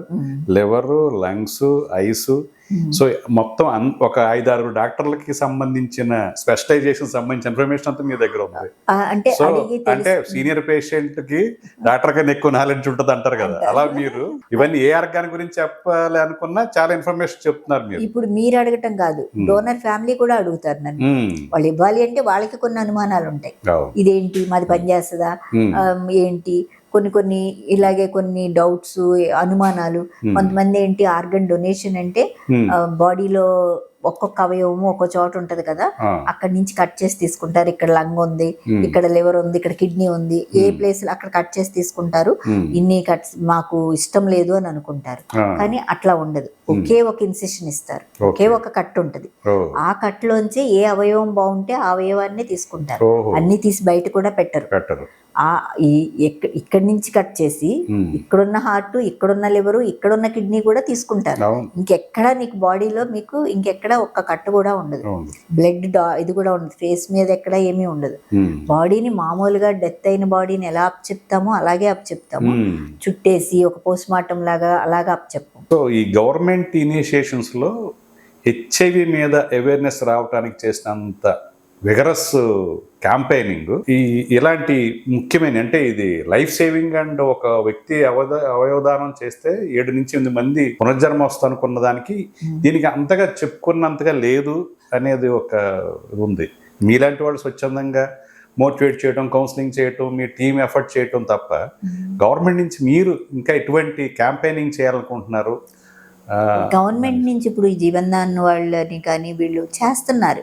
ఈవెన్ ఎక్కడైతే తక్కువ ఇంపాక్ట్ లేదు ఇంకా చెయ్యాలి. ఇప్పుడు ఒక హాస్పిటల్లో బ్రెయిన్ డెత్స్ అయ్యి అవయవదానం జరుగుతుంది అంటే, ఎక్కువ బ్రెయిన్ డెత్స్ అవుతున్నాయంటే అదొక భయం. ఏదో ఎక్కువ బ్రెయిన్ డెత్స్, కానీ ఇది తప్పు కాదు అన్నప్పుడు ఒక చిన్న మెడికల్ కాలేజ్ లోనో ఒక చిన్న ఊర్లోనో ఆర్గన్ డొనేషన్స్ జరుగుతున్నాయి అంటే అది అవేర్నెస్ వల్ల క్రియేట్ అయింది. వాళ్ళకి జెన్యున్ గా ఇది కరెక్టే అని వాళ్ళకి అర్థమైన తర్వాతే ఇస్తున్నారు. నా సజెషన్ గవర్నమెంట్ సైడ్ నుంచి ఇంకా ఎటువంటి క్యాంపెయినింగ్ చేయాలి, అవేర్నెస్ ప్రోగ్రామ్సే కండక్ట్ చేయాలి. ఇప్పుడు ఆంధ్రాలో చేస్తున్నారు, ప్రతి ఊరికి చేస్తున్నాం. తెలంగాణలో కూడా కొన్ని హాస్పిటల్స్ చేస్తున్నారు. కానీ ఏంటంటే తెలంగాణలో అవేర్నెస్ ఉంది, బాగానే హైయెస్ట్ ఇది ఉంది అన్న దాంతో ఏమన్నా కొంచెం జరుగుతున్నాయి బాగానే అన్నట్టు. ఇప్పుడు ఏంటి ఇది ఇంకా పెరగాల్సిన చోట చాలా దూరం ఉంది కదా, చాలా తక్కువ. గవర్నమెంట్ కూడా ఏంటంటే అవయవదాతలకి ఏదన్నా ఒరిస్సా మోడల్ అనేది సపోర్ట్ అయితే చేయాలి. అది నాకు జెన్యున్ గా నా ఫీలింగ్. చెయ్యాలి. తర్వాత ఇప్పుడు చాలా రీసెర్చ్ జరుగుతున్నాయని వింటాను. ఆర్టిఫిషియల్ ఆర్గాన్స్ గురించి, లేకపోతే bio engineering, printing, 3D printing గురించి కానీ వింటా ఉన్నాం. రీసెర్చ్ జరుగుతున్నాయని. అవి ఎప్పటికీ రిజల్ట్ రావచ్చు అంటారు? ఎన్ని సంవత్సరాలు పడుతుంది అంటారు? ఆ రీసెర్చ్ జరగటం అనేది నిజమే.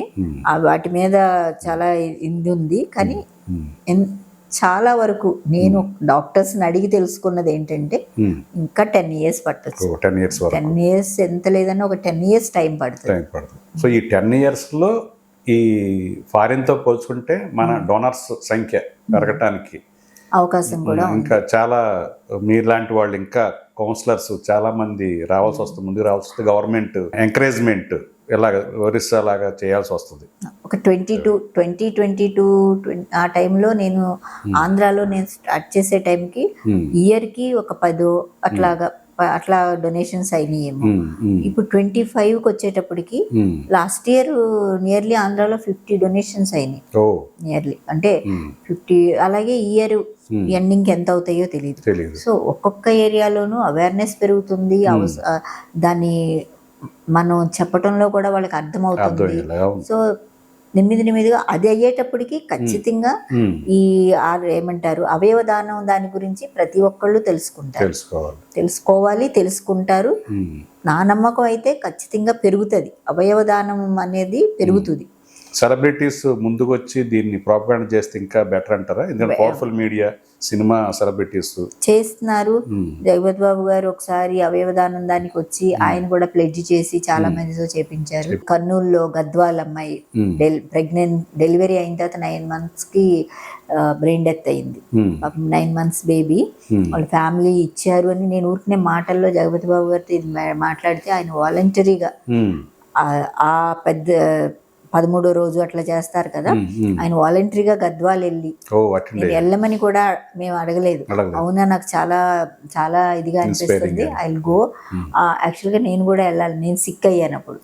దట్స్ ఓకే, నేను వెళ్తానని చెప్పి మా హాస్పిటల్లో వాళ్ళని ఇచ్చి పంపిస్తే ఆయన అంతటా ఆయన వెళ్ళి అక్కడ మాట్లాడి ఫ్యామిలీని కలిసి ఫ్యామిలీకి ఆ మీటింగ్లో కూర్చుని చాలా దాని యొక్క మంచి అది ఎంత మంచి పని అనేది ఆ గద్వాల్ లాంటి ఊర్లో ఆయన చెప్పొచ్చారు. సరే దానిలో తెలిసింది అందరికి అసలు ఆయన అసలు నాకు మాకెవరికి ఆ ఉద్దేశం కూడా లేదు, లేదు. జస్ట్ మాటల్లో చెప్పాను అంతే.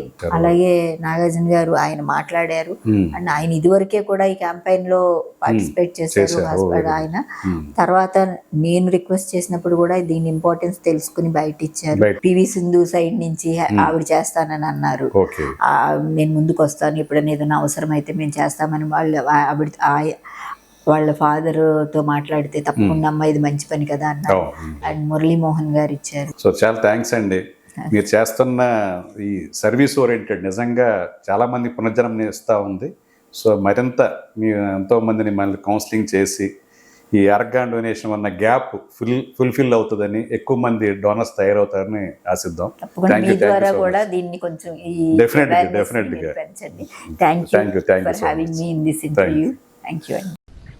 అందరికీ నమస్కారం. నేను మీ జగపతి బాబుని. అవయవదానం చేస్తే 8 జీవితాలు నిలబడతాయి. 8 జీవితాలు మాత్రమే కాదు, వాళ్ళ కుటుంబాలు, వాళ్ళ చుట్టుపక్కల ఉన్న కుటుంబాలు, వందల మంది. అంటే మామూలుగా దేవుడు, డాక్టరు జీవితాన్ని ఇస్తారు. మనం 8 మందికి జీవితం ఇవ్వగలిగితే వాళ్ళకంటే గొప్పలం అవుతాం. సో అందరూ బాగుండాలని కోరుకుంటూ, ఇది చేయాలని ఆశపడుతూ, మీరు చేస్తారన్న నమ్మకంతో మీ జగపతి బాబు. హఠాత్తుగా మనకు కావాల్సిన వాళ్ళు బ్రెయిన్ డెడ్ అయిపోతే, ఏ యాక్సిడెంట్ వలనో స్ట్రోక్ వలనో మన బ్రెయిన్ కూడా అయిపోయినట్టు అనిపిస్తుంది. కానీ ఆ సమయంలో ఒక్క క్షణం క్లియర్గా ఆలోచిస్తే మనం 8 మంది కుటుంబాలకు జీవన జ్యోతి వెలిగించిన వాళ్ళం అవుతాం. అవయవ దానం చేయండి. మన రాష్ట్రంలో వేల మంది కొన ఊపిరితో అవయవాల కోసం వెయిట్ చేస్తున్నారు. వాళ్ళల్లో కొంతమందినైనా మనం బ్రతికించగలం. ఆర్గన్ డొనేషన్ చేసి కొన ఊపిరితో ఉన్న వాళ్ళకి పునర్జన్మని ఇవ్వండి. ఉన్నోళ్ళు పోయినోళ్ళ తీపి గుర్తుగా ఇలలో మసులుతారు, మనలో మెలుగుతారు. నమస్కారం అండి, నేను మురళీమోహన్ మాట్లాడుతున్నాను. మీ అందరికీ నాకు ఒక విన్నపం. అవయవ దానం చెయ్యండి, ప్రాణదాతలకండి. దురదృష్టవశాత్తు యాక్సిడెంట్ అయ్యి బ్రెయిన్ డెడ్ అయినటువంటి వ్యక్తిలోంచి సేకరించిన అవయవాలతో 8 మందికి ప్రాణదానం చేయొచ్చు. జీవన్ దాన్ అనే ఒక సంస్థ ఇలా బ్రెయిన్ డెడ్ అయిన వాళ్ళందరి అవయవాల్ని కూడా సేకరించి సీనియారిటీ ప్రకారం అర్హత ఉన్న రోగులకి ఈ అవయవాల్ని కేటాయిస్తారు. ఇలాంటి అవయవ దానం కోసం ఎదురు చూసే వ్యక్తులు మన రాష్ట్రంలోనే 3,000 మంది దాకా ఉంటారు. మూఢనమ్మకాల్ని పక్కన పెట్టి అవయవ దానం చేయండి. విపత్కరమైన పరిస్థితుల్లో మనం కోల్పోయిన మన ఆత్మీయుల యొక్క అవయవాలతో కొంతమంది జీవితాల్లో అయినా వెలుగు నింపండి. వారిలో మన ఆత్మీయులను చూసుకుందాం. ఆలోచించండి, ఆచరించండి, చిరంజీవులుగా మిగిలిపోదాం. జీవన్ దాన్ సంస్థ, ఆంధ్రప్రదేశ్ ప్రభుత్వం. Thank you.